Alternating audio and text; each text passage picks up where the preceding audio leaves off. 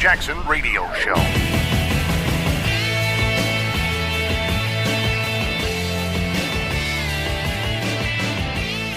So that's why we came here today to ask you to also look into the policies that religious charitable organizations have in our legislation so that it can also be changed, because maternal love is the love that's going to change the future of mankind.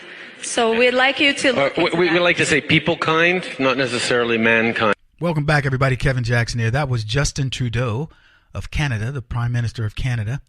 And he corrected a young lady during a speech, and instead of her using mankind, he says, we prefer that you say people kind.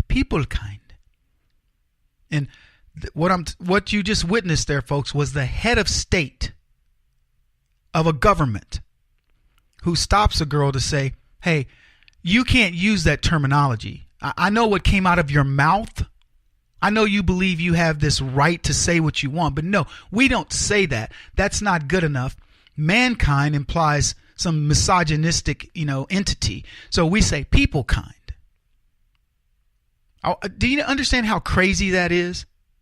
It's a word. And the left have empowered these words, and now we've got to be so clear. I guarantee you there'll be a time when they won't even want you to say people kind. Could you say, I would have interrupted and said, well, would it have been okay to say humankind? Is that acceptable? Would it have been okay if I'd said womankind? If we wanted to divide ourselves, would it be okay to say womankind? Because that does have man in it. Whoa, man. Yeah, whoa, man. Could I have said that? Why don't you just shut up and listen to what I'm saying and not worry about the parsing of my language? What do you think is going to be taught in Canada? Let me tell you, biggest wimps on the planet. Do you think these kids that are out there facing the scourge of their neighborhoods, drug violence, gang violence, etc., are worried about the difference between mankind and people kind? I was having a discussion with an acquaintance. They know me through various other mechanisms, and I've been really hard on education. And we were having this discussion about they want me to come to their school because it's gone far, far to the left, and they're concerned about it. Again, one of these very prestigious schools, got a great reputation, and they've got kids in it, and they're going, we're done. We don't know what else to do. So the headmaster, or whatever they call it, the chief administrator of the school, said, if you can find a conservative that's willing to come speak to the school, I'll let it sway back the other way. And so she says, I thought of you, Kevin. And I went, I appreciate it. So we were having a discussion. And she says, she said something to me that set me off, because it was one of these things, well, I really don't want to do this. And I go, well, then you don't want me there.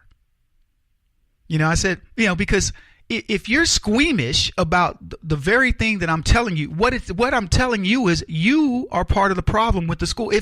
If what I just said to you, and I don't remember what it was, to be honest with you, but it made her squeam, I was like, no, then you don't need me. You want to see the school go that way, because I'm going to give your school the truth. But here's what was funny about it. So I told her, I said, and you guys have heard me wage this discussion to begin with, but I said, this idea, and I know this isn't about mankind versus womankind. I just think, or people kind. I think that's ridiculous. I think if a woman goes, why do they have to call it mankind? Well, I don't know. Why do they have to call it womanhood? Why do they have to call it manhood? I'm not caught up in a word, and it isn't because it's man.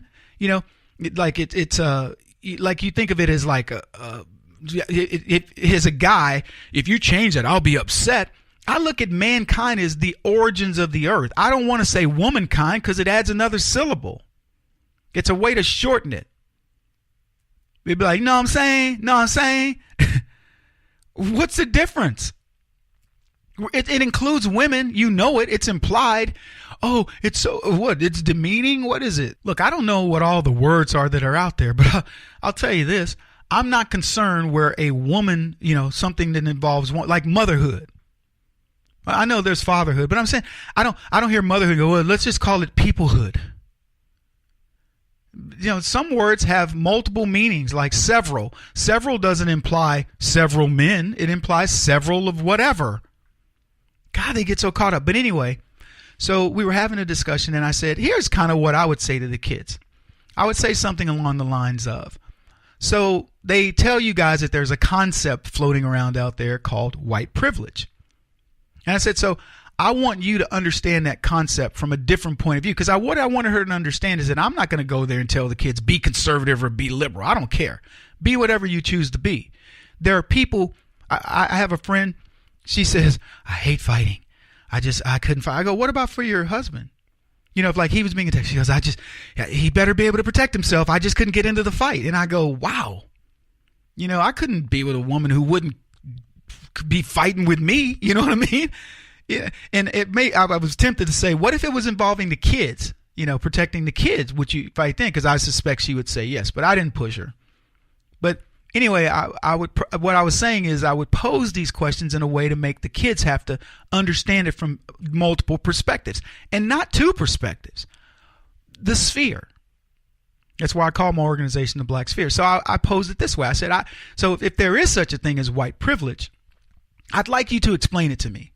So I'd say, for a white kid, explain white privilege to me. And they explain it. I'd say, okay, so in order for you to explain that there is such a thing as white privilege, what you're saying to me is that there are classes and that you are the better person by virtue of me looking at your skin and it's lighter than mine. You're better than I am.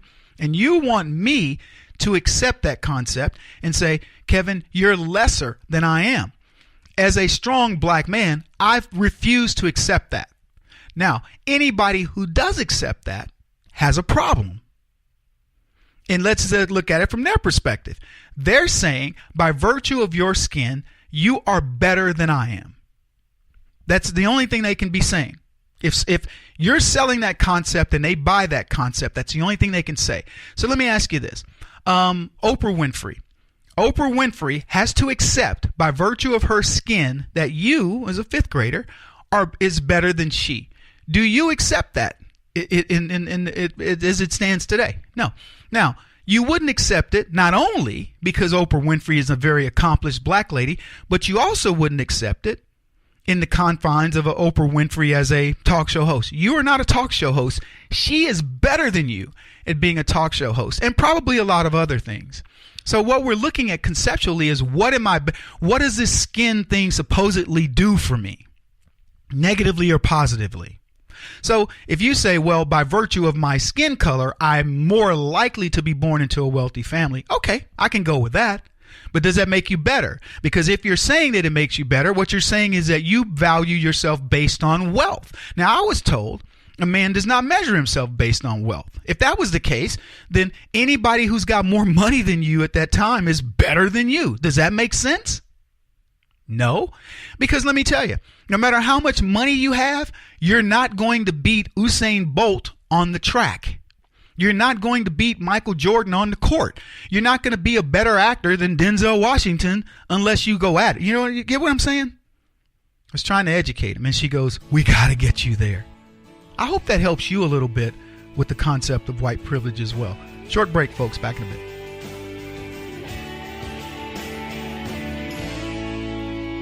This is the Kevin Jackson Radio Show.